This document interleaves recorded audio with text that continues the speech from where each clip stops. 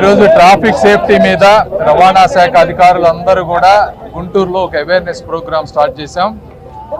మెయిన్గా చెప్పాలనేది అంటే పిల్లలు వచ్చేటప్పటికి హెల్మెట్లు పెట్టుకోవడం అనేది మేజర్ ప్రాబ్లం అవుతా ఉంది. వీళ్ళందరూ కూడా అపోహలు తొలగించుకోవాలి. హెల్మెట్ల వల్ల హెయిర్ లాస్ రాదు. హెల్మెట్లు టైట్గా పెట్టుకోవటం వల్ల లేకపోతే క్లీన్ చేసుకోకపోవటం వల్ల దానికి వెంటిలేషన్ లేకపోవడం వల్ల హెయిర్ లాస్ వస్తుంది తప్పించి కేవలం 10-15 నిమిషాలు ఒక అర్ధగంట పొద్దున ఈవినింగ్ హెల్మెట్లు పెట్టుకోవడం వల్ల హెయిర్ లాస్ రాదు. రైట్ ఫిట్టింగ్ తీసుకోండి, వెంటిలేషన్ ఉండేటువంటి హెల్మెట్స్ కొనుక్కోండి.